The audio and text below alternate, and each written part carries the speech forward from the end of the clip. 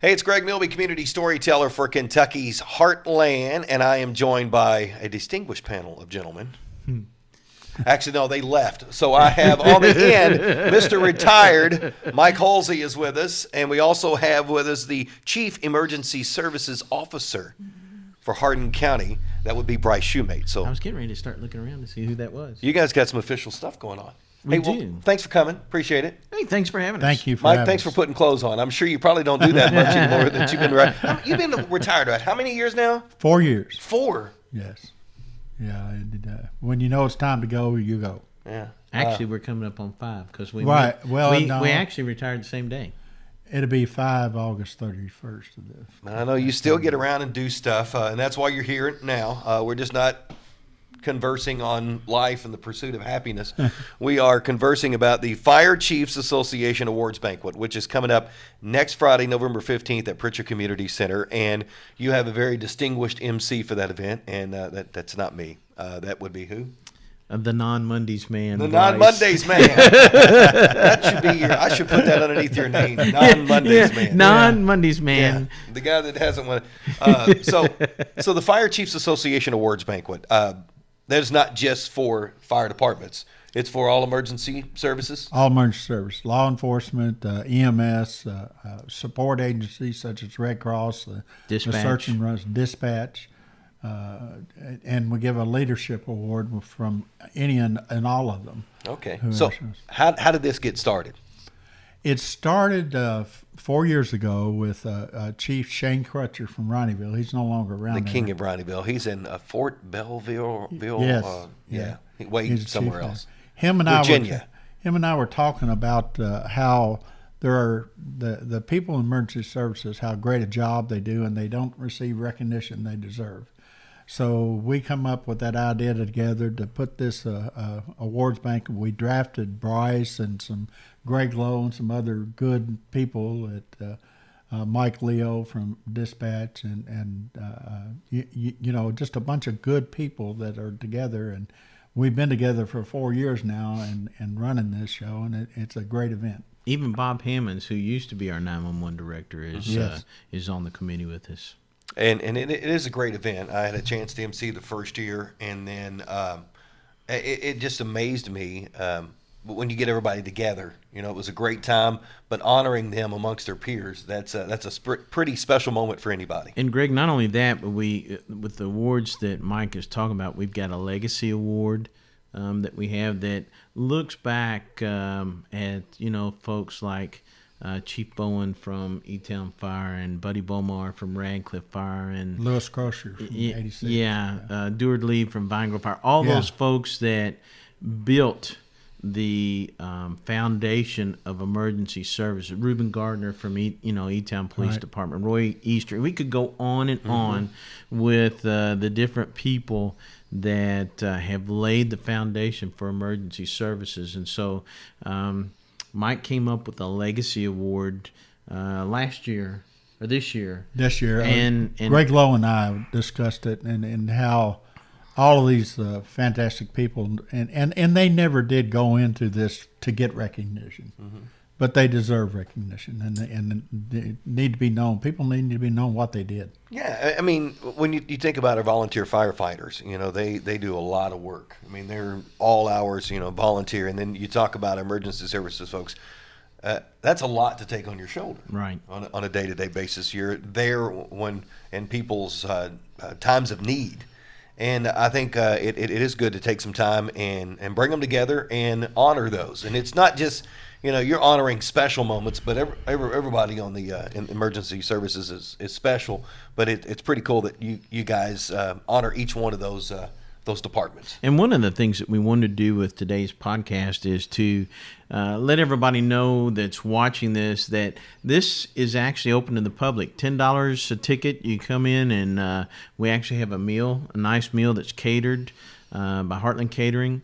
And it is actually open if people want to come in and honor those public servants that have served them so well.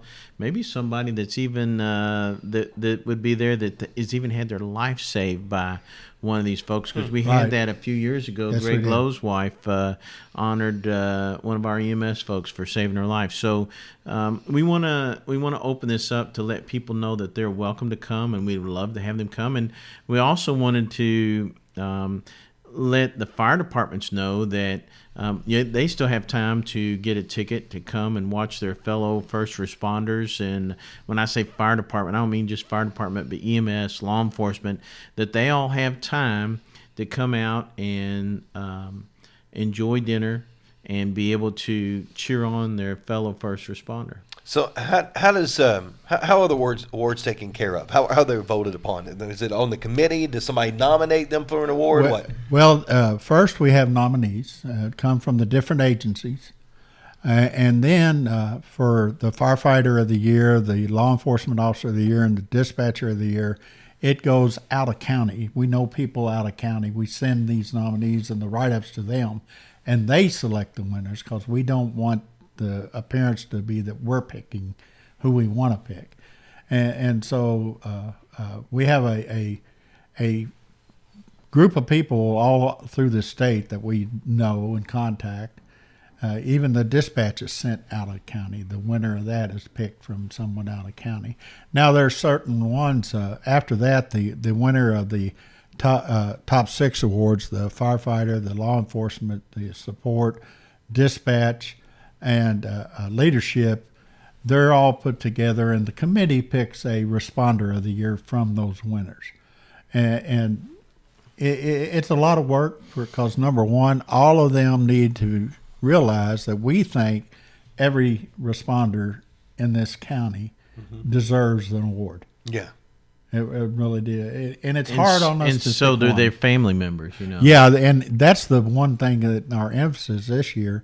The biggest heroes we have are the family members that sit at home wondering, are they going to come home? Unfortunately, here a little over a month ago, I lost my son in the line of duty. And that is a real thing that people know can happen. And that's exactly why Kim would never listen to the scanner while I was on duty. She didn't want to hear it. Right. And so a lot of people are like that, and they don't realize how much these first responders put their life on the line every day to protect the citizens of Hardin County. I think the community is really starting to know more and more about our first responders, and that they appreciate our first responders more and more.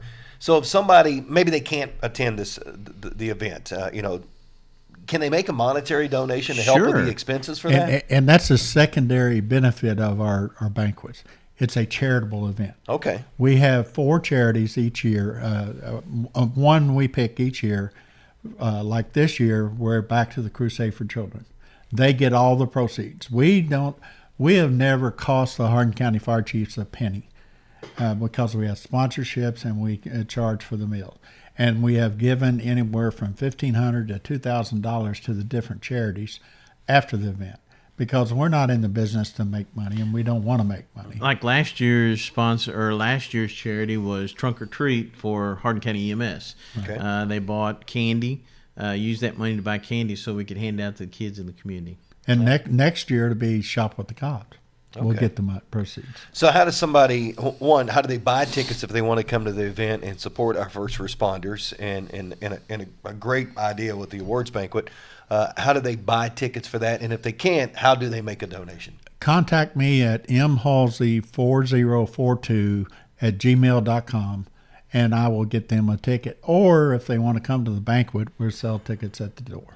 Okay. Either way. Or if they'd like information on how to donate, they can call me at Hardin County Government Center at 270-765-2350. And I bet you could even put that down at the bottom of the screen so people would be able to do that. I think we can make that happen.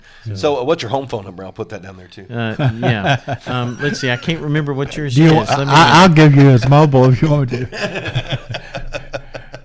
So next Friday night, November 15th, 6 o'clock, Pritchard Community Center.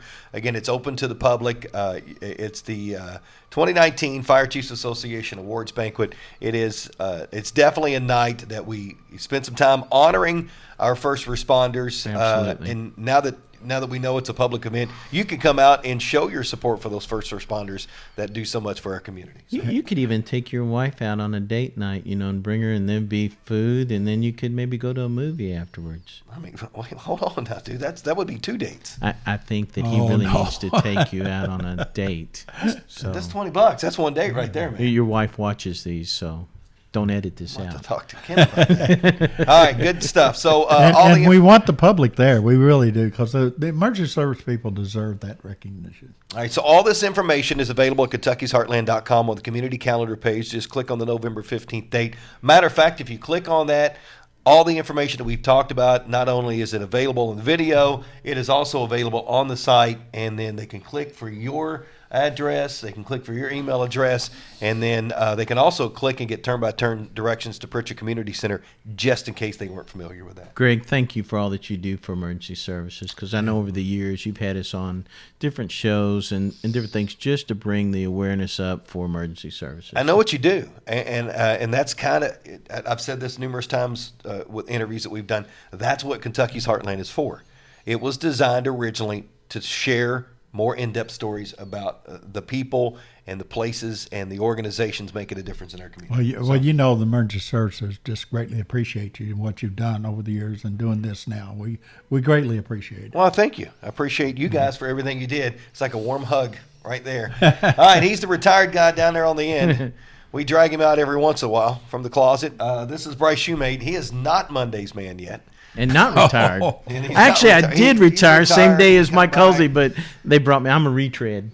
Kim pulled you out of retirement or pushed you You out know of that sign that says She didn't "Break want him glass at home." in case of emergency. That's it. All right, I'm Greg Milby, community storyteller, and this is Kentucky's Heartland.